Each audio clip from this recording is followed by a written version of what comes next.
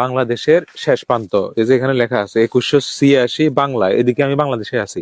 এই যে আমি এখন ইন্ডিয়াতে প্রবেশ করলাম। এখন আপনাদেরকে একটা জায়গা দেখাবো, ওই যে দেখেন ঠিক আমার অপোজিটে যে একটা টঙ্গর দেখতেছেন, এটা কিন্তু ইন্ডিয়ার বিএসএফ ক্যাম্প।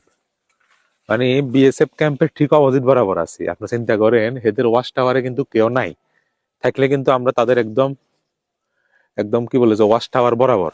এখানে কি জন্য আসছি, এখানে একটা পুকুর আছে, এটার নাম কি বলে, পুকুরের নাম হলো জর্দা পুকুর।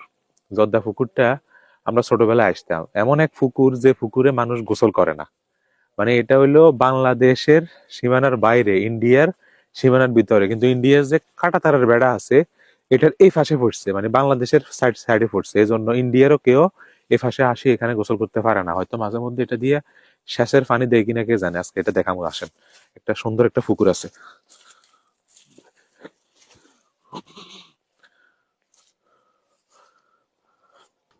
এখন কিন্তু আমরা পুরো ইন্ডিয়াতে আছি, বুঝছেন।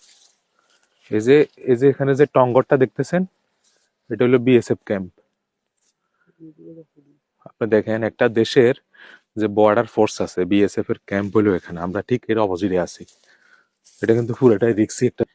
এটা হইলো সেই জর্দা পুকুর। দেখেন এখন মানে উপরে ঘাসের জন্য পানি বুঝে যাইতেছে না, ওইখানে শুধু অল্প কিছু পানি দেখা যাইতেছে, আর এখানে পুরো পুকুরের উপরে ঘাস হয়ে গেছে। আর শীতকাল তো এখন পানি এমনিতে কম। এটা হলো সেই জর্দা পুকুর। আর দেখেন জর্দা পুকুরের অপোজিটে হইলো বিএসএফ ক্যাম্প।